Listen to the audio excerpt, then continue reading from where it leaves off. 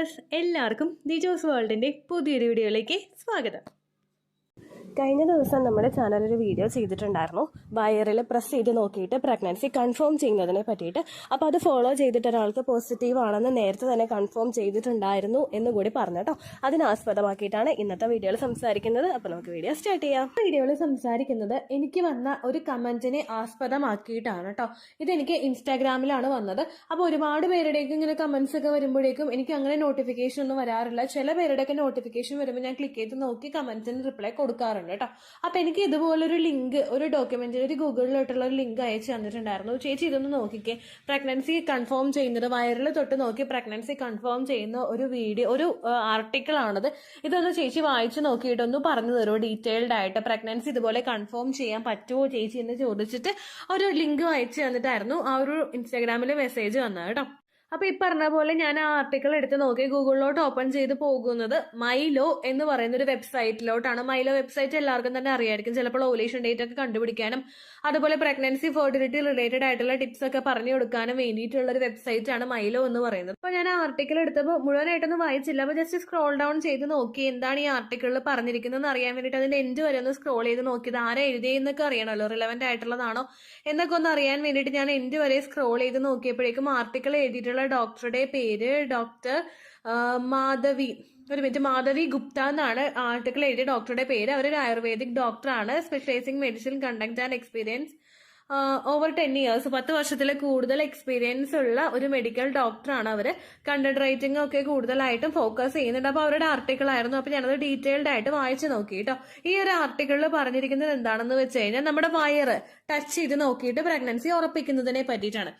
Normally നമ്മൾ pregnant ആണെന്ന് പറഞ്ഞ് ഡോക്ടേഴ്സിന്റെ അടുത്ത് പോകുമ്പോഴേക്കും അവർ നമ്മളോട് പറയും ബെഡിൽ കിടന്നേക്കു ഒന്ന് പരിശോധിക്കട്ടെ എന്ന് പറയാറുണ്ടല്ലോ പല ഡോക്ടേഴ്സും. അങ്ങനെ കിടന്നിട്ട് പ്രഗ്നൻസി എക്സാമിൻ ചെയ്യുന്നതിനെ പറ്റിയിട്ടാണ് ഇവര് എഴുതിയിരിക്കുന്നത്. അപ്പോൾ ഈ ഒരു പ്രോസസ്സ് ചെയ്യുന്നത് എങ്ങനെയാണെന്നും ഇത് നിങ്ങൾ ചെയ്യണോ, ചെയ്യുന്നതിന്റെ ആവശ്യകത എന്താണ്, ഏർലി സ്റ്റേജിൽ നിങ്ങൾക്ക് പ്രഗ്നൻസി കൺഫേം ചെയ്യാൻ പറ്റുമോ എന്നതിനൊക്കെ പറ്റിയിട്ടാണ് ഇന്നത്തെ ഒരു വീഡിയോയിൽ സംസാരിക്കുന്നത് കേട്ടോ. അപ്പൊ നമുക്ക് തുടങ്ങാം. വീഡിയോ തുടങ്ങുന്നതിന് മുൻപായിട്ട് നമുക്കൊരു ടെലിഗ്രാം ചാനൽ ഉണ്ട്. നമ്മുടെ ചാനലിൽ യൂട്യൂബിൽ പോയിട്ട് നമ്മുടെ ചാനൽ എടുത്തു കഴിയുമ്പോൾ തന്നെ അതിനുള്ള ജോയിൻ എന്ന് പറഞ്ഞൊരു ബട്ടൺ കാണാനായിട്ട് നിങ്ങൾക്ക് സാധിക്കും. ജോയിൻ ബട്ടണിൽ ക്ലിക്ക് ചെയ്തിട്ട് 89 രൂപയ്ക്കോ 159 രൂപയ്ക്കോ മെമ്പർഷിപ്പ് എടുത്തവർക്ക് വേണ്ടിയിട്ടാണ് ടെലിഗ്രാം ചാനൽ ക്രിയേറ്റ് ചെയ്തിട്ടുള്ളത് കേട്ടോ. ഈ മെമ്പർഷിപ്പ് എടുക്കുന്നവർക്ക് ടെലിഗ്രാം ചാനലിന്റെ ലിങ്ക് പ്രൊവൈഡ് ചെയ്യുന്നതാണ്. അതിൽ നിങ്ങൾക്ക് കമ്മ്യൂണിക്കേറ്റ് ചെയ്യാവുന്നതാണ് ഡയറക്റ്റ് ആയിട്ട്. നമുക്കൊരു വാട്സ്ആപ്പ് ഗ്രൂപ്പ് പോലെ ഒരു ടെലിഗ്രാം ഗ്രൂപ്പാണ് അവിടെ ക്രിയേറ്റ് ചെയ്തിട്ടുള്ളത്. അതിൽ നിങ്ങൾക്ക് പ്രൈവറ്റ് ആയിട്ടുള്ള കാര്യങ്ങൾ സംസാരിക്കാം. ഒരു ഗ്രൂപ്പ് പോലെ ക്രിയേറ്റ് ചെയ്തിട്ടുള്ളതാണ്. അതുപോലെ തന്നെ നമ്മുടെ നമ്പേഴ്സ് ഒന്നും ഒരാൾക്കും ഷെയർ ആയി പോവില്ല. എന്റെ നമ്പർ നിങ്ങൾക്കോ നിങ്ങളുടെ നമ്പർ എനിക്കോ കാണാൻ പറ്റാത്ത രീതിക്കുള്ളതാണ് ഈ ടെലിഗ്രാം ഗ്രൂപ്പ് എന്ന് പറയുന്നത്.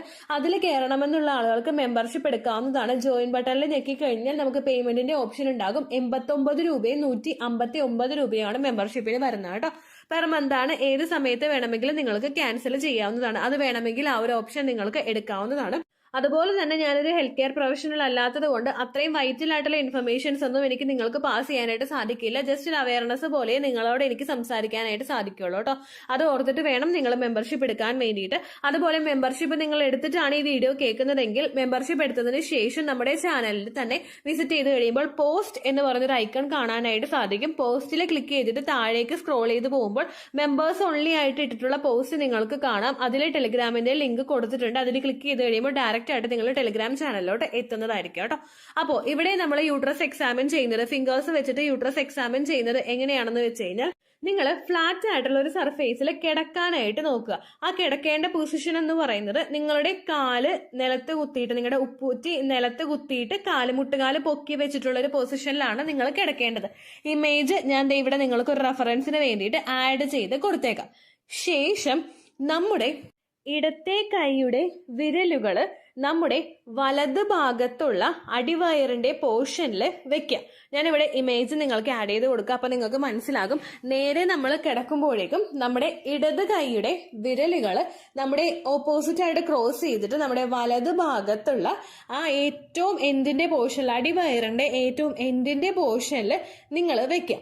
ശേഷം നമ്മുടെ വലത് കൈ ഉണ്ടല്ലോ അത് നിങ്ങൾ നേരെ ഈ ഒരു പാമിന്റെ നമ്മുടെ നമ്മൾ ഇടത് ഭാഗത്തെ കൈ വെച്ചില്ലേ അതിന്റെ തൊട്ട് മുകളിലായിട്ട് തന്നെ വലത് ഭാഗത്ത് ആ ഭാഗത്ത് തന്നെ നിങ്ങളുടെ ആ ഒരു വലത് കൈയും ആ ഇടത് വിരൽ വെച്ചതിന്റെ തൊട്ട് മുകളിലായിട്ട് തന്നെ വെക്കുക. അതെങ്ങനെ വെക്കണം എന്നുള്ള ഇമേജും ഞാൻ ആഡ് ചെയ്ത് കൊടുക്കാം കേട്ടോ. ഒന്നും വേണ്ട, നിങ്ങൾ ആദ്യം തന്നെ ഇടത് കൈ എടുത്ത് വലത് ഭാഗത്ത് വെക്കുക, അതിന്റെ മുകളിലോട്ട് ഇടത് കൈയും കൂടി എടുത്ത് വെക്കുക കേട്ടോ. അങ്ങനെ നിങ്ങൾ പ്ലേസ് ചെയ്തിട്ടാണ് വെക്കേണ്ടത്. ഇത് ചെയ്യുന്ന സമയത്ത് പ്രത്യേകം നിങ്ങൾ ശ്രദ്ധിക്കേണ്ട മറ്റൊരു കാര്യം കൂടിയുണ്ട്. യൂറിനേറ്റ് ചെയ്ത് ബ്ലാഡർ എംപ്റ്റി ആക്കിയതിന് ശേഷം മാത്രമേ നിങ്ങളത് ചെയ്യാനായിട്ട് പാടുള്ളൂ. അതുപോലെ തന്നെ ആ ഫ്ലാറ്റ് ആയിട്ടുള്ള ഒരു സർഫേസിൽ നിങ്ങൾ കിടന്നു കഴിഞ്ഞാൽ നന്നായിട്ട് ബ്രീത്ത് ഇൻ ചെയ്ത് സ്ലോലി ബ്രീത്ത് ഔട്ട് ചെയ്ത് നിങ്ങളുടെ മൈൻഡ് ഒന്ന് റിലാക്സ് ആക്കിയതിന് ശേഷം മാത്രമേ നിങ്ങൾക്ക് ആ ഒരു പൊസിഷനിൽ കിടക്കാനായിട്ട് റിലാക്സ് ആയിട്ട് കിടക്കാനായിട്ട് പറ്റുള്ളൂ കേട്ടോ. അങ്ങനെ കിടന്നിട്ട് കൈ ക്രോസ് ആക്കി വയറിന്റെ അറ്റത്ത് കൊണ്ടുവന്ന് വെക്കാം. ശേഷം നമ്മൾ ചെയ്യേണ്ടത് എങ്ങനെയാണെന്ന് വെച്ച് കഴിഞ്ഞാൽ ആ ആർട്ടിക്കിളിൽ പറഞ്ഞിരിക്കുന്നത് എങ്ങനെയാണെന്ന് വെച്ച് കഴിഞ്ഞാൽ നമ്മുടെ കാല് ഒന്ന് ബലത്തിൽ കുത്തുക. നമ്മൾ ബ്രിഡ്ജ് പോസ് ചെയ്യാൻ നേരത്ത് നമ്മുടെ നടുവ് പൊക്കാൻ വേണ്ടിയിട്ട് കാലൊന്ന് അമർത്തി കുത്തില്ലേ, ആ അമർത്തി കുത്തുന്നത് പോലെ കാല് ഒന്ന് അമർത്തി ബെഡിലോട്ട് വെക്കുക.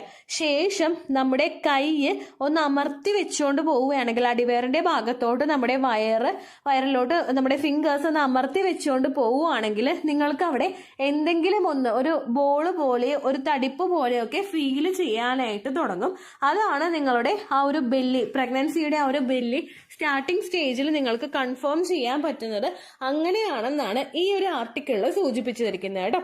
ചിലർക്ക് ഇംപ്ലാന്റേഷൻ ഉണ്ടാവുന്നത് ലെഫ്റ്റ് ഭാഗത്തോ റൈറ്റ് ഭാഗത്തോ ഒക്കെ ആയിരിക്കും. അപ്പോൾ ലെഫ്റ്റിൽ ചെയ്തിട്ട് ആ കൈ പയ്യെ മൂവ് ചെയ്ത് നോക്കി പൊസിഷൻ ഇങ്ങനെ അഡ്ജസ്റ്റ് ചെയ്ത് നോക്കി മൂവ് ചെയ്തിട്ടും നിങ്ങൾക്ക് വയറ് വിസിബിൾ ആകുന്നില്ലെങ്കിൽ ഓപ്പോസിറ്റ് ഭാഗത്തും ഇതുപോലെ തന്നെ നിങ്ങൾക്ക് ചെയ്ത് നോക്കാവുന്നതാണ്. ഇത് എപ്പോഴും പൊക്കളുടെ മുകളിലോട്ട് നിങ്ങൾ ചെയ്യേണ്ട ആവശ്യമില്ല, കീഴ്പോട്ടേക്കുള്ള ഭാഗത്ത് ചെയ്യാൻ വേണ്ടിയിട്ടാണ് ഈ ഒരു ആർട്ടിക്കിളിൽ സൂചിപ്പിക്കുന്നത് കേട്ടോ.